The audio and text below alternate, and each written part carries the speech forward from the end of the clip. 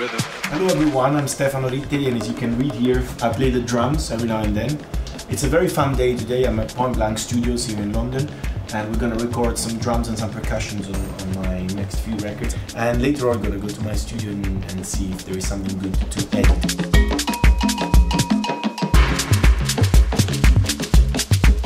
Spread the love. I just go to say I love you.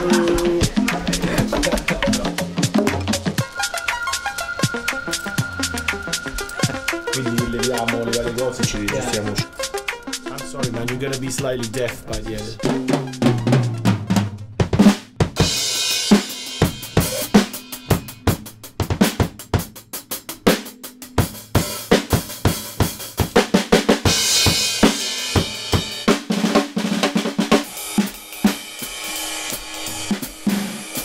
Playing around is always the best part, and then it's gonna be because it's gonna be like, okay, boop, boop, boop, boop.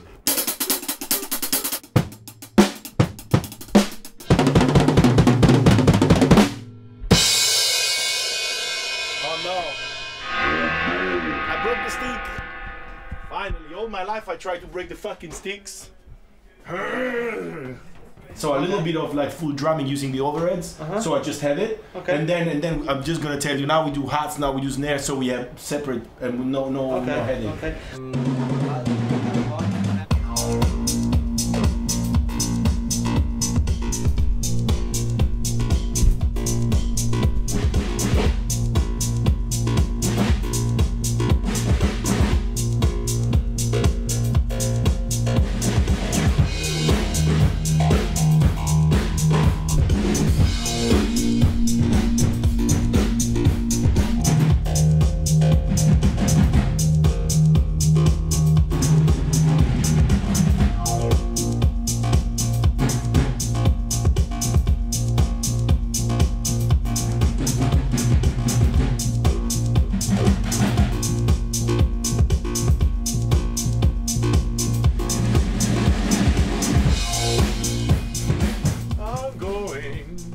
Slightly deaf.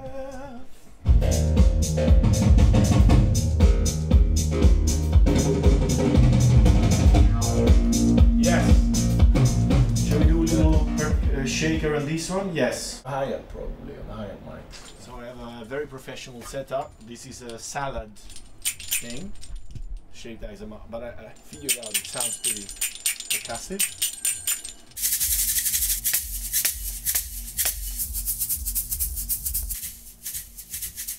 We only have 72 ideas to record, so no worries, my man. It will be a long night, and I'm buying beers.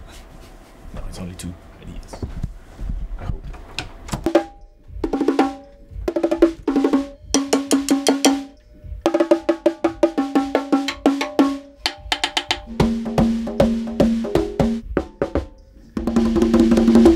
La conga!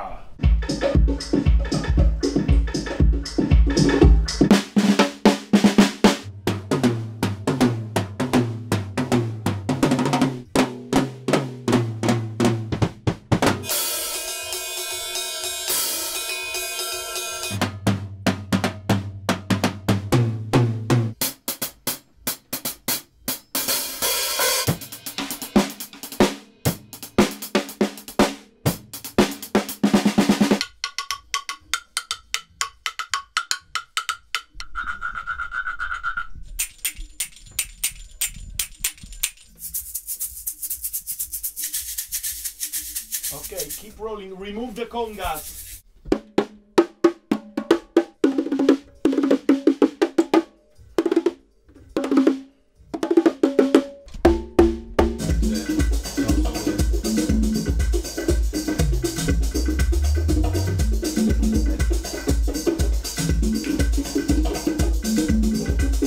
Yes, it almost feels like I'm good at playing percussion, which I'm not.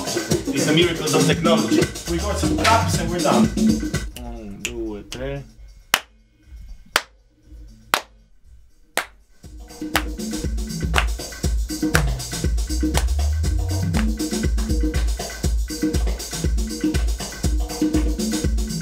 Yes, you have the claps. The claps. You want to play some percussions? It makes your hands bleed. No, I'm okay. They're already bleeding from the clapping. You sure don't want to sing? No, not now. Not in front of the camera. He's a bit shy. Totally shy. Hey guys, welcome to my new little home studio. We're back after recording some drums at Point Blank, and now I've got the session here. We're gonna have a look if there is something that we can use for a new song. I'm available also for weddings. Okay, so what we have here, we have those few tracks that I brought with me at the studio in Point Blank to have a little, a little idea of a timing and a little vibe for the song, and I can play it to you. It's very simple groove with some sub going up and down, and already I have some samples of congas, that I had from the beginning, and that made me think that would be good to add some actually live stuff. So I've recorded some, pretty leisurely on this. As you can see, we've got loads and loads of audio tracks. So what we can do now, I just let it go from the beginning, and this is my recording. You can hear me shouting to my friend that something isn't working, and then we've got a few tracks. We've got 1, 2, 3, 4, 5, 6, 7, 8, 9 tracks. We've used 9 microphones to that. So you can hear that I'm kind of jamming really. I'm gonna remove the bongos so we all can only hear. So you see all the recordings we've done in Point Blank, they're all grouped together, so it's a bit easy to move the volumes and everything. So basically what I do when I record real stuff, I just then let it go, and whatever captures my attention, then I extrapolate it and I put it as a clip, so I have more control. Let's check out if something good comes out.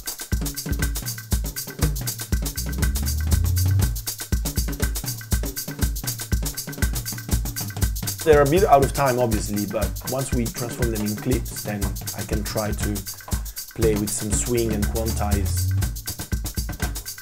Oh, that was nice. This I like. So what I'm gonna do is I'm just gonna select those portions and consolidate them so I remember them. Here we are, and change the color. When you spend many hours, then you get really confused, especially after a drink or two. So it's best to have different colors. I think this part is pretty cool. Actually, we can take the whole thing here, and again, consolidating them and making them pink. There's a nice little ride. I like that too. Right, so let's take these parts for now. We make the ride yellow. So let's take these first ones. There's many of them, so I'm gonna do it manually. We have used a lot of microphones actually. We could have used maybe 1 or 2 to be a little bit more old school, but because they have lots of microphones there at the school, why not? So obviously some of them are closer to the toms, some of them are just the room microphones, and those are the ones I'm more interested, because when these microphones here, which are called overheads, they are the ones that normally they have more information in terms of reverb, because they're put very high up there, so they get a lot of the room basically. And when you compress a lot of that, the overhead microphones, normally you get a very nice reverberating sound, even though the studio where we recorded is not like a massive church, but it still has a little reverb. So I'm gonna basically use the 2 overheads and mix it with the 2 actual tom microphones and the room as well, because this is something that was used a lot back in the days, when they didn't have reverb units. They would get the reverb from a room by putting microphones around the room, and then it sounds a bit dull, but if you apply good compression, you actually get a little bit of the room. So right now we're hearing only the overheads and the room. Actually, let's check out only the room. It's really nice. If we open the 2 microphones there, leave the room there as well, and these are the 2 actual tones. What I would do is I would try to compress a lot of it. So I would use one of the most aggressive compressors that I have here, plug-in, which is the Fatso Fatso Senior. Here we go. So right now I'm putting it on the group where all the drums were recorded, and then eventually, you know, when I would then work on the song, I would separate them and use different compressors for different things. But this is the combination of all those microphones together. What I would do is I would probably use the same settings I tend to use on my master bass, which tend to work pretty well on drum or percussive material. So I would use 30 milliseconds, pretty slow, attack time, pretty quick, release, and then move the threshold until I see that it's actually compressing. But what I really want, I want to really bring out, you know, the transients of this. So I'm gonna compress pretty heavily. Let's try with the spank.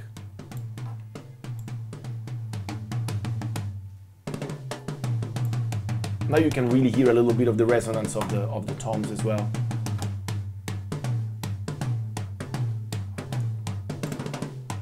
Yes. Maybe with a little tranny, which is a distortion, it also brings a lot of life to it.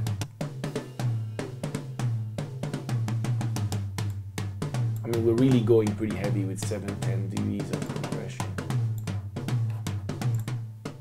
But as soon as I switch it off, it kind of loses a little bit of life, even though it's a live drum, which I recorded myself. But it's you know, having a good compressor, in my opinion, it just makes it just brings up a little bit of the character of everything, particularly on percussive sound. So we lose the dynamic, obviously. We lose, you know, the dynamic range in between the hits. But in this case, I would use this more as, you know, as an, you know, I add these toms to the rest of the record, so I don't really need lots of dynamic there. I just like the sound. I just like what it does on top of the groove. So this super heavy compression in this case works nicely. Let's check it out.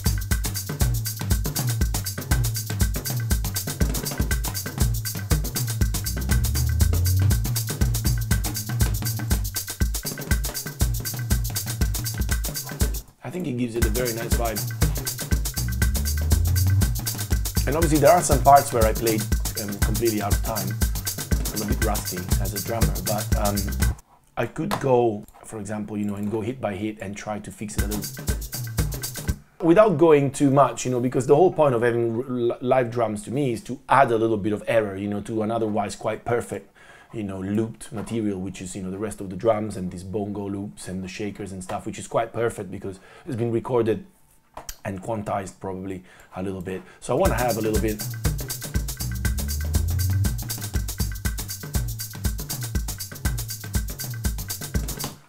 So there are several phrases there. What I would do at some point, I would maybe divide them as well. So basically I would have, you know, the several parts on, you know, in different clips and then use them in different parts of the song. But then I would like also to perhaps copy maybe, you know, just one of them, this floor tom, for example. Let's just use this as an example. What I like to do a lot with percussions. So let's use this floor tom. I'm gonna give it a little bit of boost so we can see the transients there. What I would do is I would copy the clip. So I have one there, you know, safe. And then I like to use complex modes amongst, you know, the different warping modes that Ableton has, because basically it kind of emulates an old school sampler kind of vibe. You know, like back in the days when you had to stretch something to make it slower or faster, you know, the samplers were creating what is called artifacts, were creating some aliasing sound, something really weird. And even though it was, you know, it was a problem, lots of producers started using that very creatively. I remember a few songs by Fatboy Slim were using that trick of time stretching something to the point that it became, you know, wrong, but cool wrong. And if you use the texture warping mode, basically you can recreate that. So what I do sometimes, I would, for example, let's loop just a random part. And then basically, by keeping texture as warping mode, what I would do is I would highlight randomly some of the hit points. And then by stretching that a lot, you get this kind of weird, glitchy sound. And then with the grain size and the flux, you can kind of decide how glitchy you want it.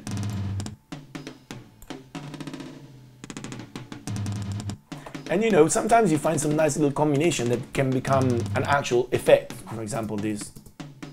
I would use only this very part here and crop it. And then if I add another audio track, then this could become actually just an effect. So it comes out of the toms.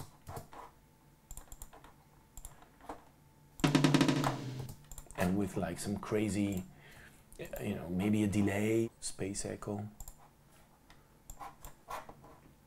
Let's see. There we go. Something like this could be always useful.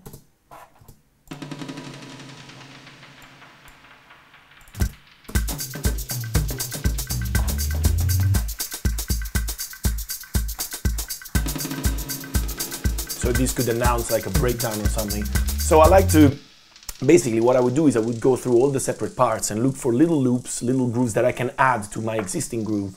And then the ones that I cannot actually use because maybe I was completely out of time, then I would play play a lot with the texture mode. And so, you know, try to make them become something else, become something useful. That's the good thing about using audio material to me, is that you can, you know, with Ableton, you can really pretty much drop anything you want in it and reverse it and stretch it to a point that it becomes completely unrecognizable, which is also very useful when you're using samples and you're afraid of getting arrested. You can just, you know, put anything into it, a Michael Jackson a cappella. Not that I'm suggesting you guys do it. I've actually been sued twice. But you can actually, you know, change things to an extent that the sample becomes completely, you know, something different. And then you can chop it up.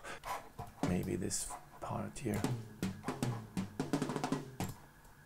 Here we go. And then if I crop it, then insert MIDI. And using Simpler, and then dropping it there. There we go. And then basically we can actually play with Simpler and see the separate parts, make them, you know, rearrange them, either looping them, pitching them up and down, which is pretty cool, or just slicing it. But this way we lose a little bit of the character, obviously, because the slices are pretty small. So if I would do something like this, then I would add maybe a pretty big reverb, convolution reverb probably. So to make them very epic, sort of like Batman soundtrack. Scary. And that's again, you know, we can get something.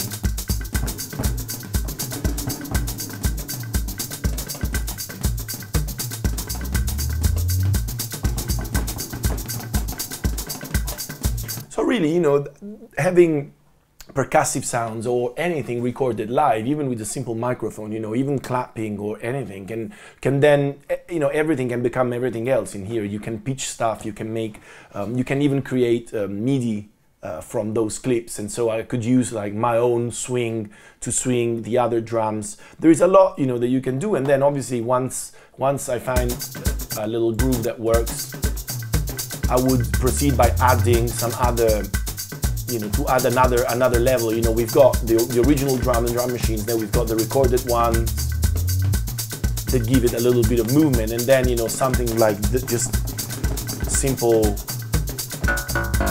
drum synth to go back to a little bit of synthesis and try to pitch them.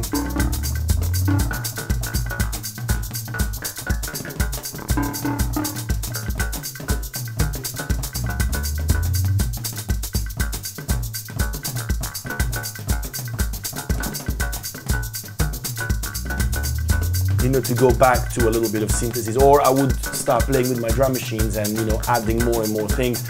So basically spending a little time, you know, going through all these clips where we've recorded for a couple of hours, so there is a lot there. And then some of them I might even not use them in this particular song, but if I know that they're clips and they're organized and, you know, I managed to be patient and name them, you know, they can come useful in any other record. That's another thing.